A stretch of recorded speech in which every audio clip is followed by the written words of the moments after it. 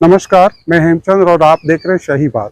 इस वक्त हम भागलपुर के साहबगंज मोहल्ले में पहुंचे हुए हैं और साहबगंज मोहल्ले में आने की खासियत ये है कि इस सिल्क नगरी को जिस सिचुएशन से गंदा किया जा रहा था वो पुराना एक ट्रीटमेंट प्लांट था जो शहर की गंदगी को पानी को लेकर के पुराना 2-3 दशक से पुराना जो है इस जगह पे एक ट्रीटमेंट प्लांट बनाया जा रहा था जो आज भी अधूरा है।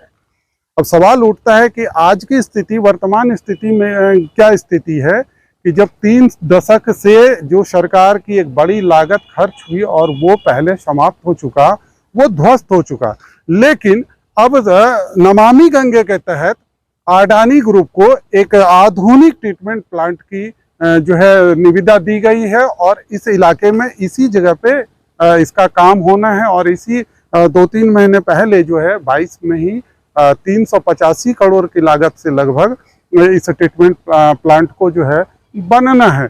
इसकी खासियत ये है कि इस तरीके का देश में 2-3 प्लांट ही बताया जा रहा है कि अभी तक बनाया गया है और उस स्तर का ये प्लांट होगा जो लगभग 4.5 करोड़ लीटर पानी, मतलब दूषित जल को ये साफ कर अन्य उपयोग के लिए देगा, वो शहर के लिए। खासकर इसी पानी से, यहाँ से जो ट्रीटमेंट प्लांट से पानी फ्रेश किया जाएगा, इसको पीने के स्तर का तो नहीं होगा, लेकिन बाकी सारी चीजें, खास करके इसके अपोजिट जो है एक वाटर पार्क बन रहा है स्मार्ट सिटी योजना के तहत, और उसके बाद रेलवे को भी यहाँ से बात आई है कि यहाँ से भागलपुर रेलवे स्टेशन को भी पानी दिया जाएगा वॉशिंग वगैरह के लिए। तो ये तमाम आधुनिक प्लांट की बात आ रही है। लोग चिंतित इसलिए थे कि शहरवासी इसलिए चिंतित थे कि चूंकि लगभग 80 से 100 जो नाले हैं शहर, छोटे बड़े नाले, वो उसका गंदा पानी सीधे तौर पे गंगा में गिराया जा रहा था। और बाकी जो नाथनगर, चंपानगर इलाके में जो सिल्क का कपड़े का कारोबार होता है, जो वहाँ का जो गंदा पानी है कलरफुल, उस पानी को जो है केमिकल युक्त पानी भी गंगा में ही गिराया जाता था। तो चूंकि ये सरकार की योजना जो केंद्र सरकार की चल रही है नमामि गंगे को लेकर के, उसी के तहत इस बार फिर से एक नई टेक्नोलॉजी के साथ जो है इस बार उतारा गया है कि ताकि वो शहर का तमाम जो गंदा जल है उसको साफ करके और फिर उसको उपयोग में लाया जाए। तो अडानी ग्रुप को मिलने से एक बात तो सामने आई कि चूंकि अब जो एजेंसी है वो नमामि गंगे के तहत ही काम करेगा और अडानी ग्रुप का अपना एक काम करने का अलग तरीका है, इसलिए एक विश्वास तो पैदा होता ही है शहरवासी को कि यह समय पर पूरा होगा और इस साफ जल का भी उपयोग होगा। यहाँ तक बताया जा रहा है कि इससे कुछ बिजली जो कचरा होगा उससे बिजली भी बनने में उपयोगिता होगी। मतलब यानी तमाम चीज है कि जो भी वेस्टेज चीज पानी से निकलेगा उसका भी उपयोग होगा।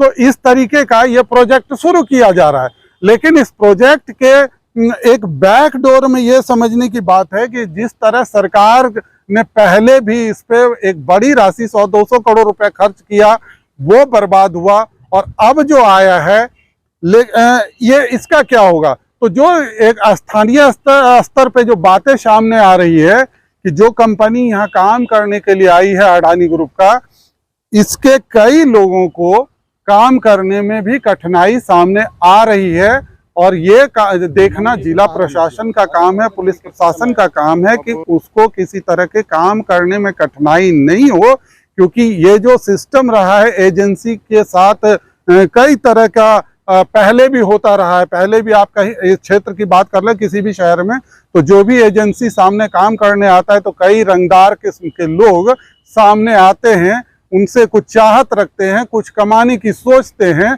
और यही वजह है कि कई बड़ी बड़ी योजनाएं ध्वस्त हो गई और पहले भी वो अधूरा रहा।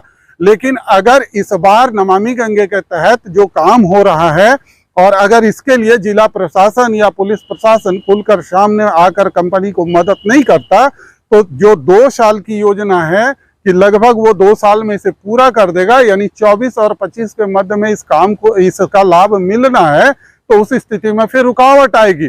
और फिर कई घटनाएं ऐसी सामने आई हैं कि इस कंपनी के जो वर्कर्स है जो फील्ड में देर रात काम करते हैं, उसके साथ भी कई तरह की दुर्घटनाएं हुई हैं।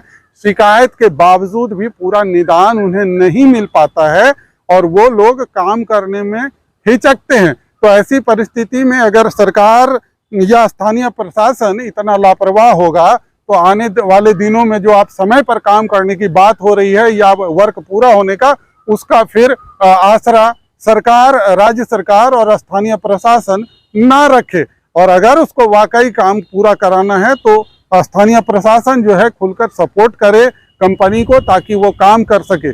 जैसा हमारे यहाँ के टेक्निकल हेड ने बताया कि जैसे कि 60% जो है वो अडानी इसमें फाइनेंस कर रही है, 40% सेंट्रल गवर्नमेंट पैसा लगा रही है। तो इस तरह से ये प्रोजेक्ट जब पूरा हो जाएगा तो 15 साल तक जो है अडानी ग्रुप ही इसका देख रेख करेगी और इसका जो है लाभ हम लोगों को मिल पाएगा। अगर हम बात कर पाए यहाँ के टेक्निकल से तो हम आपको इसके बारे में बताएंगे। हमारे साथ भूपेंद्र जी हैं जो अडानी के टेक्निकल इंजीनियर भी हैं, सिविल इंजीनियर हैं यहाँ के, और ये काम देखते हैं। तो हम आपसे भूपेंद्र जी से ही बात करते हैं कि भूपेंद्र जी क्या ये प्रोजेक्ट है और इसका क्या लाभ मिल पाएगा, आप थोड़ा हमारे दर्शकों को बताएं। नमस्कार, मेरा नाम भूपेंद्र कुमार है और हम यहाँ पे सीवरेज ट्रीटमेंट प्लांट बनाने आए हैं। 45 MLD प्लांट है। यहाँ पे शहर का पानी को साफ किया जाएगा और पानी को साफ करने के बाद में उसको रीयूजेबल भी रहेगा वो, जैसे कि रेलवे को यूज़ रहा या हमको किसी गार्डन वगैरह में जहाँ भी यूज़ रहेगा उधर उसका यूज़ होगा। और बाकी पानी उसको क्लीन करके गंगा में छोड़ा जाएगा। ये national mission of Ganga clean के तहत प्रोजेक्ट है जो पूरे देश में अभी चालू है और कई सारे प्रोजेक्ट इसके तहत हो रहे हैं पूरे देश में और ये बहुत तेज़ी से प्रोजेक्ट हो रहे हैं। और ये हैम प्रोजेक्ट है।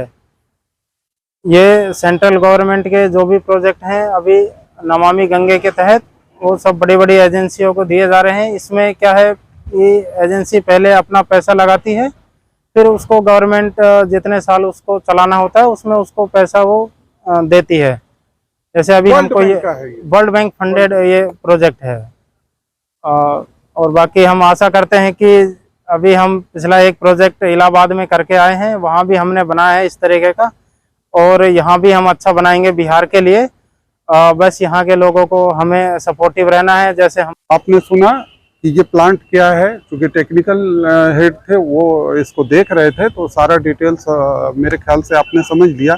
हम लोगों का बस एक ही उद्देश्य शहर का जिसके लिए ये कंपनी आई है या काम कर रही है या ये जो प्रोजेक्ट है ये जल्द से जल्द चालू हो जाए।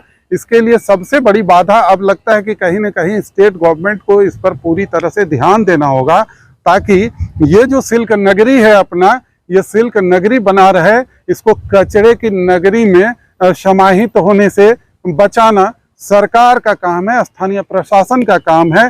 अब देखना ये है कि ये प्रोजेक्ट कितना जल्दी शुरू हो पाता है और इससे हम शहरवासी को कब तक निदान मिल जाता है।